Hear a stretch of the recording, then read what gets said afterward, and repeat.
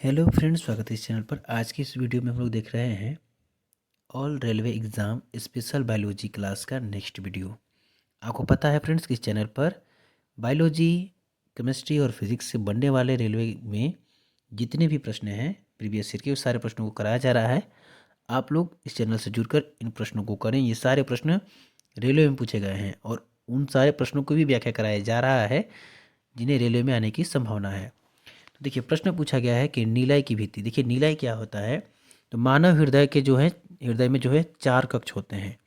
2 आलिंद होते हैं और 2 नीलय होते हैं। ठीक है। आलिंद का काम होता है रक्त ग्रहण करना और नीलय का काम होता है रक्त को पंप करना। ठीक है। आलिंद जो होता है ये हृदय के ऊपर के 2 कक्षा है। हृदय के ऊपर की 2 कक्ष होता है आलिंद, और निलय हृदय के नीचे के 2 कक्ष होते हैं। ठीक है। अब देखिए, तो अभी हम आपको 2-3 चीज़ें बताएं, समझिए। निलय क्या होता है? तो मानव हृदय में 4 कक्ष होते हैं। 2 आलिंद होता है, 2 निलय होता है। तो जो 2 आलिंद होता है उनका काम होता है रक्त ग्रहण करना, जो 2 निलय होता है उनका काम होता है रक्त को पंप करना। ठीक है। अब आपको यहाँ एक बात याद रखना है कि आलिंद जो होता है ये हृदय के ऊपरी कक्ष को कहा जाता है और निलय हृदय के निचली कक्ष को कहा जाता है। ठीक है। अब सुनिए, प्रश्न पूछा है कि निलय की भित्ति आलिंद की भित्ति से। तो देखिए, निलय आप लोग जानते हैं कि ये रक्त को पंप करता है, और भित्ति का मतलब होता है कि उसके जो निलय होता है उसके वो किससे ढका हुआ रहता है, वो भित्ति होता है। तो निलय की भित्ति आलिंद की भित्ति से डैश होती है। तो ध्यान रखिएगा कि निलय की भित्ति जो है होती है आलिंद की भित्ति से मोटी होती है। क्यों मोटी होती है? कारण यह है कि निलय रक्त को पंप करता है, इसलिए यह मोटी होती है, और आलिंद की भित्ति निलय की भित्ति से पतली होती है। और निलय की भित्ति क्या होती है? मोटी होती है, क्योंकि ये रक्त को पूरे शरीर में पंप करता है। आपको ये याद रखना है। ठीक है फ्रेंड्स। तो उम्मीद करते हैं कि ये वाला प्रश्न आपको समझ में आया होगा। ठीक है, चलिए हम लोग नेक्स्ट प्रश्न देखते हैं। देखिए, प्रश्न पूछा गया है कि क्रॉस परागण के लिए निम्नलिखित में से कौन सा परागण का कारक नहीं है। परागण क्या होता है? तो ध्यान समझिए। देखिए, फूल में क्या होता है समझिए। पहले फूल के बारे में अच्छे समझ लीजिए, उसके बाद आपको हम समझा देते हैं परागण, और इससे जितने भी प्रश्न बनते हैं सब समझा देते हैं। फूल में एक बीच वाला भाग होता है, उसके बाद यहाँ से बहुत सारी पंखुड़ी निकली रहती है, बहुत सारा पंखुड़ी निकली रहती है। इस बीच वाले भाग में ऊपर वाले भाग को कहते हैं वर्तिकाग्र। ध्यान समझिएगा, इसे क्या कहते हैं? वर्तिकाग्र। बीच वाले भाग को वर्तिका कहते हैं, और इस वाले भाग को कहते हैं अंडाशय। ठीक है, अंडाशय। अब देखिए, इस वाले भाग को हम कहते हैं परागकोश, हम लोग कहते हैं परागकोश। ठीक है, इसको कहते हैं तंतु। ठीक है, और इसी परागकोश में एक कण होता है, ये एक कण होता है। इसी कण को फूल के वर्तिकाग्र पर हवा द्वारा, कीटों द्वारा ये कण या इस वर्तिकाग्र पर आता है, और यहाँ पर एक लिक्विड होता है, ये इसको अपने अंदर ग्रहण कर लेता है और वर्तिका के द्वारा इसे अंडाशय तक पहुँचा देता है। तो यही प्रक्रिया कहलाती है परागण। परागण कहलाती है, क्या कहलाती है? क्रॉस परागण कहलाती है। ठीक है। अब ध्यान देना है कि फूलों में जो, ध्यान रखना है, फूलों में इस वाले भाग को हम लोग स्त्री केसर कहते हैं, जिसमें वर्तिकाग्र होता है, वर्तिका होता है, अंडाशय होता है। और परागकोश और तंतु वाले भाग को हम लोग पुंकेसर कहते हैं। क्या कहते हैं? पुंकेसर कहते हैं। स्त्री वाले भाग को हम लोग जयांग भी कहते हैं, ये ध्यान रखिएगा। क्या कहते हैं? जयांग भी। और स्त्रीकेसर वाले भाग को जयांग भी कहते हैं, और पुंकेसर वाले भाग को हम लोग पुमंग भी कहते हैं। क्या कहते हैं? पुमंग भी कहते हैं। ये आपको याद रखना है। ठीक है फ्रेंड्स, चलिए हम लोग अब देखते हैं कि परागण किन किन माध्यमों से होता है। ठीक है, तो देखिए, परागण जल द्वारा भी परागण होता है।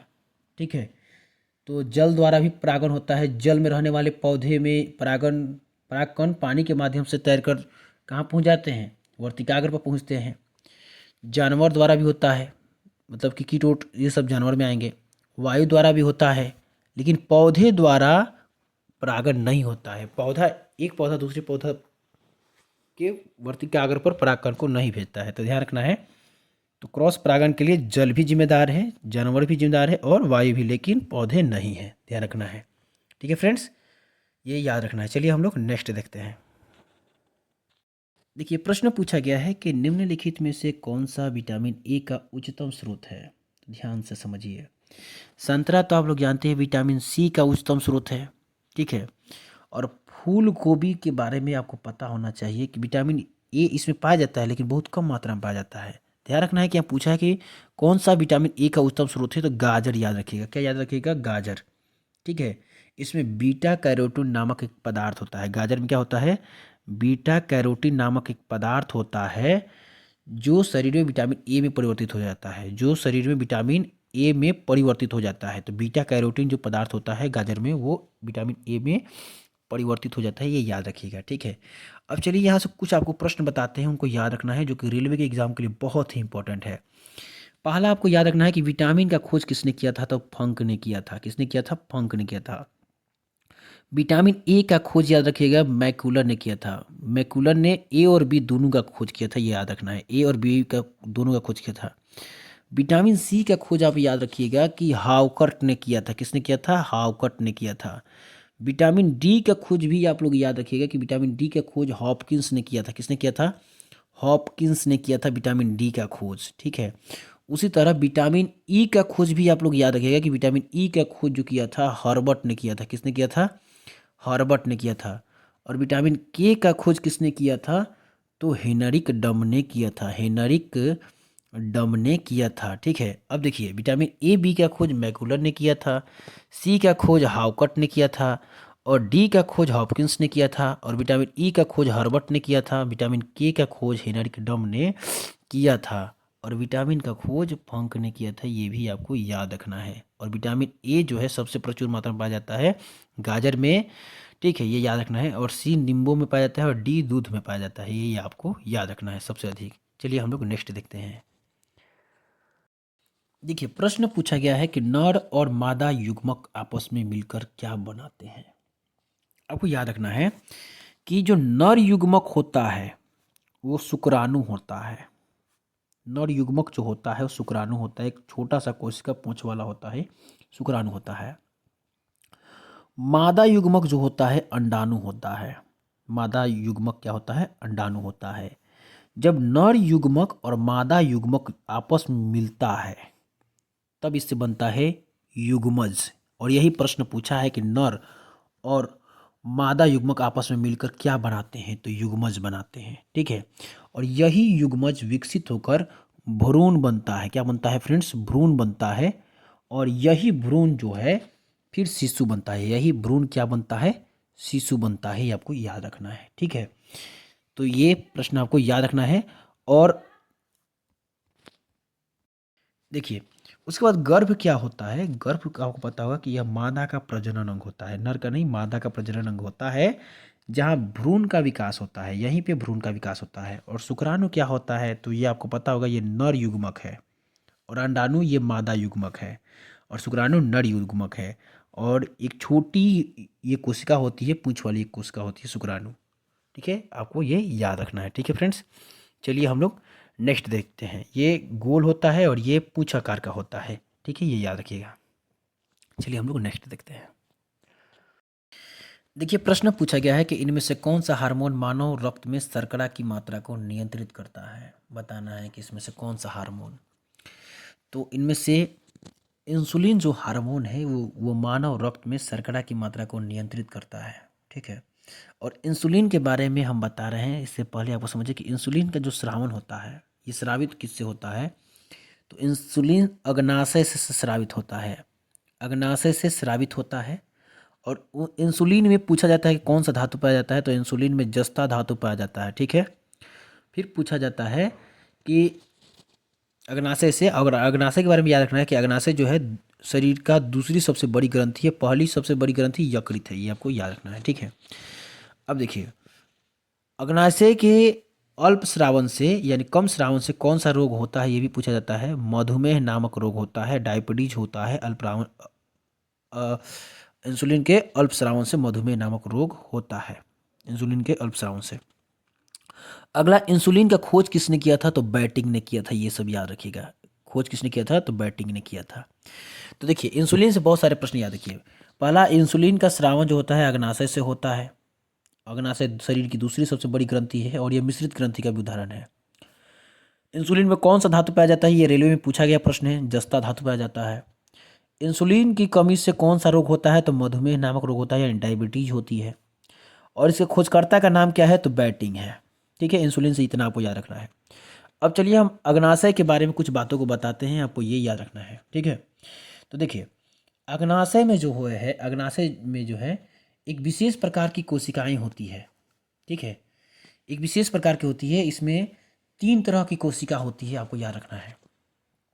एक अल्फा कोशिका, ठीक है, और एक होती है बीटा कोशिका, और एक होती है गामा कोशिका। ठीक है, सुनिए ठीक से।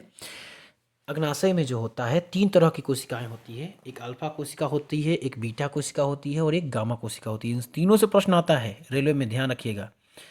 अब देखिए, अल्फा कोशिका से जो है अल्फा कोशिका से जो है ग्लूकोगान का स्रावन होता है।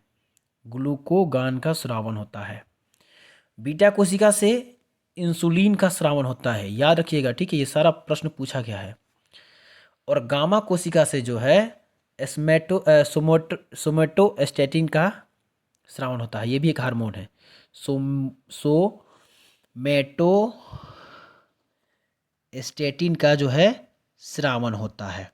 ठीक है, तो ग्लूकोगान जो है यह भी एक हार्मोन है, इंसुलिन भी एक हार्मोन है और सोमेटोस्टेटिन भी एक हार्मोन है। ठीक है, आपको याद रखना है। ग्लूकोगान के बारे में एक याद रखिएगा कि यह जो है रक्त में शर्करा के स्तर को बढ़ाता है और इंसुलिन रक्त में शर्करा के स्तर को नियंत्रित करता है। ये भी याद रखिएगा, ग्लूकोगान रक्त में शर्करा के स्तर को बढ़ाता है और इंसुलिन जो है रक्त में शर्करा के स्तर को नियंत्रित करती है। ये आपको याद रखना है। ठीक है, और जब शर्करा के स्तर रक्त में कम हो जाता है तो ग्लूकोगान अपनी लीवर को ग्लाइकोजन को ग्लूकोज में बदलने के लिए संकेत देता है और इसमें रक्त में शर्करा के स्तर को बढ़ा देता है। ठीक है, तो ध्यान रखना है, ये तीनों हार्मोन हैं और ग्लूकोगान रक्त में शर्करा के स्तर को बढ़ाता है, ये नियंत्रित करता है। सोमेटोस्टेटिन भी एक हार्मोन है, ये आपको याद रखना है। ठीक है फ्रेंड्स, अब ध्यान रखना है कि अग्नाशय से एक प्रोटीन का भी स्रावन होता है। ट्रिप्सिन नाम का एक प्रोटीन का भी अग्नाशय से ही स्रावन होता है। ठीक है, ट्रिप्सिन प्रोटीन नहीं, एक एंजाइम का स्रावन होता है जो कि प्रोटीन को पचाने में मदद करता है। ट्रिप्सिन जो है प्रोटीन को पचाने में मदद करता है, ये आपको याद रखना है। ठीक है फ्रेंड्स, चलिए और कुछ बातों को यहाँ याद रखना है, बताते हैं, सुनिए। देखिए, प्रश्न जो है यहाँ पे मतलब कि यहाँ ध्यान देना है कि यहाँ एस्ट्रोजन जो है यह एक महिला का सेक्स हार्मोन है, महिला सेक्स हार्मोन है जो अंडाशय द्वारा निर्मित होता है। ये अंडाशय द्वारा निर्मित होता है एस्ट्रोजन।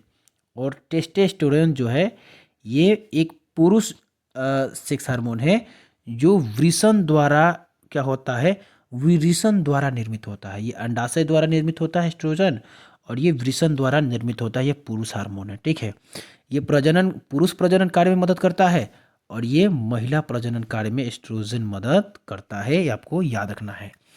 अब देखिए, पैराथार्मोन क्या है? पैराथार्मोन के बारे में याद रखिएगा कि यह एक हार्मोन है जो पैराथायराइड ग्रंथि द्वारा निर्मित होता है। जो थायराइड जो है ग्रंथि द्वारा निर्मित होता है और यह रक्त में कैल्शियम के स्तर को नियंत्रित करने में महत्वपूर्ण भूमिका निभाता है। और यह रक्त में कैल्शियम के स्तर को नियंत्रित करने में महत्वपूर्ण भूमिका निभाता है। कैल्शियम के स्तर को नियंत्रित करने में महत्वपूर्ण भूमिका निभाता है पैराथार्मोन। और पैराथायराइड ग्रंथि से स्रावित होता है और ये रक्त में कैल्शियम के स्तर को नियंत्रित करने में महत्वपूर्ण भूमिका निभाता है। ठीक है, इंसुलिन शर्करा के स्तर को नियंत्रित करता है और पैराथार्मोन जो है यह कैल्शियम के स्तर को नियंत्रित करता है। पैराथायराइड ग्रंथि से ये स्रावित होता है। तो फ्रेंड्स, इतना उम्मीद करते हैं कि आपको ये समझ में आया। फिर से याद रखिएगा कि एस्ट्रोजन जो है ये एग्जाम में बार बार आता है। यह एक मादा सेक्स हार्मोन है, यानी कि महिला सेक्स हार्मोन है और टेस्टोस्टेरोन जो है पुरुष सेक्स हार्मोन है। एस्ट्रोजन का जो है एस्ट्रोजन का जो है स्रावन जो होता है अंडाशय से होता है, और टेस्टोस्टेरोन का जो होता है स्रावन वृषण से होता है। ये आपको याद रखना है। ठीक है फ्रेंड्स, चलिए हम लोग नेक्स्ट प्रश्न को देखते हैं। देखिए, प्रश्न पूछा गया है कि रेटिना का वह क्षेत्र जहाँ दृष्टि सर्वाधिक होती है क्या कहलाता है। तो आपको पहले ये पता होना चाहिए कि रेटिना क्या होता है। ठीक है, तो देखिए रेटिना क्या होता है, यह आँख का एक भाग है और यह आँख के पीछे में स्थित एक ऊतक की परत होता है। आँख के पीछे में स्थित एक क्या होता है, ऊतक की परत होता है। ठीक है, जो प्रकाश को विद्युत संकेतों में परिवर्तित करता है, और जो प्रकाश को क्या करता है, विद्युत संकेतों में परिवर्तित करता है।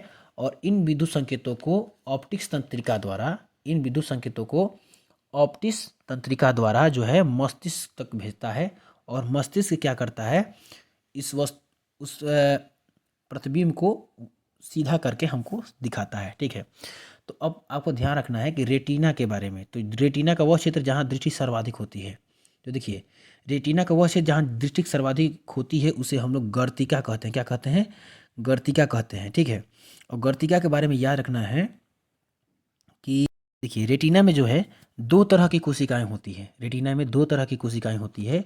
एक होती है शंकु कोशिका, एक होती है शंकु कोशिका, और एक होती है क्षर कोशिका, एक होती है क्षर कोशिका। ठीक है, क्षर कोशिका जिसे सलाका कोशिका भी कहा जाता है, कोशिका। ठीक है, जिसे सलाका कोशिका भी कहा जाता है। अब ध्यान से सुनिए, ये दो कोशिकाएं होती है जिसे संवेदी कोशिका कहा जाता है। क्या कहा जाता है, संवेदी कोशिका कहा जाता है। और इसके बारे में आपको याद रखना है कि शंकु कोशिका जो होती है, शंकु कोशिका ये रंग के लिए जिम्मेदार होती है, और तेज रोशनी के लिए जिम्मेदार कौन सी कोशिका होती है, शंकु कोशिका। और गर्तिका में शंकु कोशिका ही अधिक पाई जाती है, जिसके कारण यहाँ दृष्टि सर्वाधिक होती है। ठीक है, तो शंकु कोशिका रंग और तेज रोशनी के लिए जिम्मेदार होती है, लेकिन क्षर कोशिका के बारे में याद रखिएगा कि यह कम रोशनी देखने के लिए जिम्मेदार होती है, क्षर कोशिका। ठीक है, तो अभी हम यही बताया कि रेटिना में दो तरह की संवेदी कोशिकाएं होती है, एक शंकु कोशिका और जिसे कोन को सेल कहा जाता है, और एक होती है क्षर कोशिका जिसे सलाका कोशिका भी कहा जाता है। तो शंकु कोशिका जो होती है ये रंग के लिए और तेज प्रकाश के लिए जिम्मेदार होती है, और क्षर कोशिका कम प्रकाश के लिए जिम्मेदार होती है, और ये दोनों कोशिका रेटिना में पाई जाती है। गर्तिका जहाँ होता है, रेटिना का एक क्षेत्र होता है गर्तिका, जहाँ सबसे ज़्यादा जो कोशिका पाई जाती है शंकु कोशिका पाई जाती है, जिस कारण यहाँ दृष्टि सर्वाधिक होती है। ध्यान रखना है। ठीक है फ्रेंड्स, अब बाकी सबके भी बारे में देख लीजिए। तो देखिए ये जो कचाभ पिंड है, कचाभ पिंड, इसके बाद बारे में याद रखिएगा कि कचाभ पिंड एक जेली जैसा पदार्थ होता है जो आँख के लेंस और रेटिना के बीच के स्थान को भरता है। ठीक है, आँख में जो बीच वाला भाग को भरे रहता है वो उसे कहते हैं कचाभ पिंड, और आँख में जो लेंस होता है वो उसे कहते हैं उत्तल लेंस। कहते हैं उत्तल लेंस, ये भी याद रखना है। अंध क्षेत्र क्या होता है, तो देखिए अंध क्षेत्र क्या होता है, यह रेटिना का ही एक भाग है। अंध क्षेत्र जहाँ ऑप्टिक्स तंत्रिका, वह भाग होता है जहाँ ऑप्टिक्स तंत्रिका आँख से बाहर निकलती है। ठीक है, यह क्षेत्र अंध क्षेत्र कहलाता है। ठीक है, इस क्षेत्र में कोई प्रकाश संवेदी कोशिकाएं नहीं होती है अंध क्षेत्र में। ठीक है, ये ध्यान रखना है। और कोरोइड के बारे में याद रखिएगा कि कोरोइड क्या होता है, तो कोरोइड आँख का वह परत होता है जो रेटिना और स्क्लेरा के बीच स्थित होता है। रेटिना और स्क्लेरा के बीच जो परत स्थित होता है उसे कोरोइड कहा जाता है। ठीक है, ये ध्यान रखना है। और इसमें रक्त वाहिकाएँ होती है कोरोइड में, जो रेटिना को पोषण प्रदान करती है। इसमें रक्त वाहिकाएँ भी होती है जो रेटिना को पोषण प्रदान करती है, ये याद रखना है। ठीक है फ्रेंड्स, चलिए नेक्स्ट देखते हैं।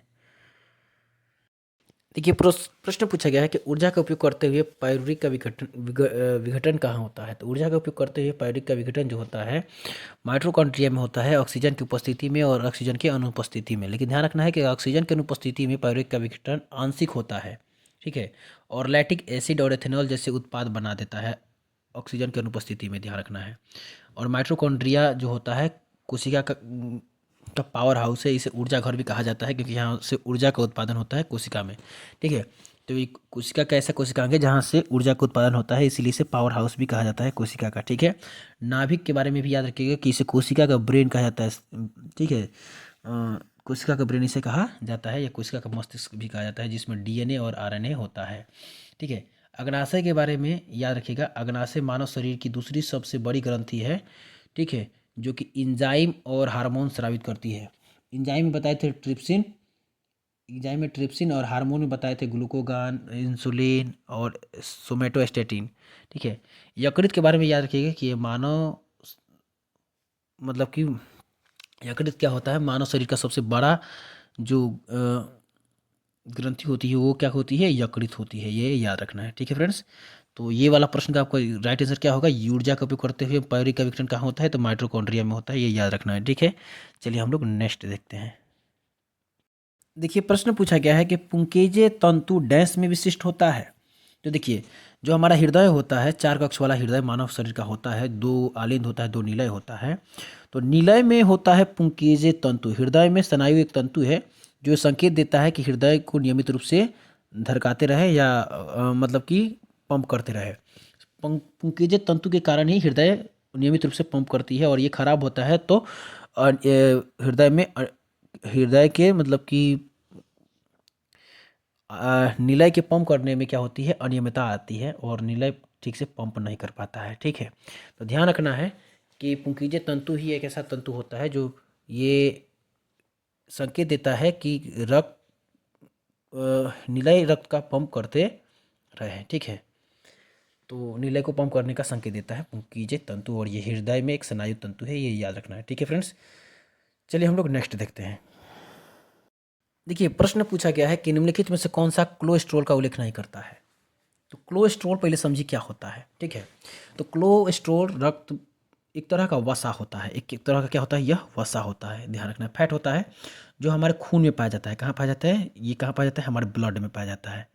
ठीक है, ब्लड में पाया जाता है। ठीक है, हमारे ब्लड में पाया जाता है और यह हमारे शरीर के लिए ज़रूरी भी है। ठीक है, ये ज़रूरी भी है, लेकिन ध्यान रखना है, लेकिन अगर इसकी मात्रा ज़्यादा हो जाती है तो नुकसानदायक होता है, जिसे कोलेस्ट्रॉल कहा जाता है। अब सुनिए, कोलेस्ट्रॉल जो होता है इसमें एक लिपोप्रोटीन पदार्थ पाया जाता है, और कोलेस्ट्रॉल दो प्रकार का होता है, एक होता है HDL, ठीक है, और एक होता है LDL। HDL जो कोलेस्ट्रॉल होता है, ध्यान रखना है, HDL जो कोलेस्ट्रॉल होता है ये अच्छा कोलेस्ट्रॉल माना जाता है, क्योंकि यह क्या करता है, यह कोलेस्ट्रॉल हमारे शरीर के लिए अच्छा होता है और यह खून से बुरे कोलेस्ट्रॉल को निकालता है। HDL यानी उच्च घनत्व वाले लिपोप्रोटीन जो होता है, यानी हाई डेंसिटी वाले जो लिपोप्रोटीन होता है सबसे अच्छा कोलेस्ट्रॉल माना जाता है। और LDL जो होता है कोलेस्ट्रॉल, लो डेंसिटी वाले लिपोप्रोटीन जो होता है, इसे बुरा कोलेस्ट्रॉल माना जाता है, क्योंकि यह क्या करता है, रक्त प्रवाह के ये क्या करता है कि यह एक प्रकार का कोलेस्ट्रॉल होता है जिसे अच्छा कोलेस्ट्रॉल यह एक प्रकार का कोलेस्ट्रॉल होता है जिसे बुरा कोलेस्ट्रॉल माना जाता है, और यह एक नुकसानदायक होता है, यह खून की नालियों में जम जाता है। ये लिपोप्रोटीन क्या करता है, खून के नालियों में जम जाता है। LDL लिपोप्रोटीन खून की नालियों में जम जाता है और खून के बहाव को कम कर देता है, इसीलिए इसे खराब कोलेस्ट्रॉल माना जाता है, ये याद रखना है। ठीक है, तो यहाँ प्रश्न पूछा है कि निम्नलिखित में से कौन सा कोलेस्ट्रॉल का उल्लेख नहीं करता है, तो ये भी करता है, उच्च घनत्व वाले लिपोप्रोटीन भी करते हैं, यानी HDL भी करते हैं जिसे अच्छा कोलेस्ट्रॉल कहा जाता है, और कम घनत्व वाले लिपोप्रोटीन भी करते हैं जिसे LDL कहा जाता है, इसे बुरा कोलेस्ट्रॉल कहा जाता है। रेसिस फैक्टर भी करता है, रेसिस फैक्टर भी करता है, क्या करता है कि कोलेस्ट्रॉल का उल्लेख करता है। ठीक है, लेकिन रेसिस फैक्टर कोलेस्ट्रॉल का उल्लेख नहीं करता है। रेसिस फैक्टर जो है यह एक प्रोटीन होता है जो लाल रक्त कोशिकाओं की सतह पर पाया जाता है। ठीक है, तो इसका राइट आंसर क्या होगा, रेसिस फैक्टर होगा, ये इसका उल्लेख नहीं करता है। रेसिस फैक्टर क्या होता है, एक प्रोटीन होता है जो लाल रक्त कोशिकाओं की सतह पर पाया जाता है, और इसका उपयोग रक्त के प्रकारों को निर्धारित करने के लिए किया जाता है। रेसिस फैक्टर का उपयोग किया जाता है रक्त के प्रकार को निर्धारित करने के लिए। डिब्बाबंद प्रोटीन केट जो होता है ये कोलेस्ट्रॉल का उल्लेख करता है। तो ध्यान रखना है, कोलेस्ट्रॉल दो प्रकार का होता है, कम घनत्व वाले और उच्च घनत्व वाले। उच्च घनत्व वाले लिपोप्रोटीन जो होते हैं उनको अच्छा माना जाता है, और कम घनत्व वाले लिपोप्रोटीन को बुरा माना जाता है, क्योंकि ये रक्त के प्रवाह को क्या करते हैं, रोक देते हैं। और उच्च घनत्व वाले लिपोप्रोटीन क्या करते हैं, रक्त में उपस्थित कोलेस्ट्रॉल को क्या करते हैं, खून से बाहर निकाल देते हैं और लिवर में लेके चल जाते हैं, जहाँ इसे शरीर से बाहर निकाल दिया जाता है। ठीक है, तो याद रखना है। ठीक है फ्रेंड्स, चलिए हम लोग नेक्स्ट प्रश्न देखते हैं।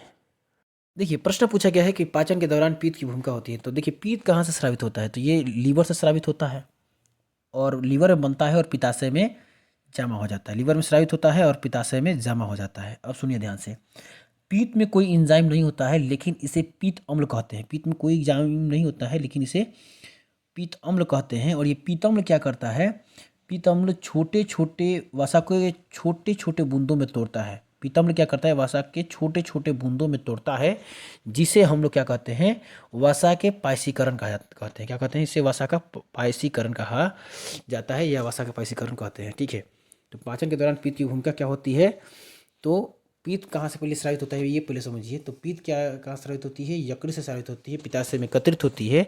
और पाचन के दौरान पीत की भूमिका क्या होती है, वसा को छोटे छोटे बूंदों में तोड़ता है, जिसे हम इस प्रक्रिया को हम लोग क्या कहते हैं, वसा के पायसीकरण कहते हैं। ठीक है फ्रेंड्स, तो आज के लिए इस वीडियो में इतना ही, फिर मिलते हैं नेक्स्ट वीडियो में। तब तक के लिए जय हिंद, जय भारत।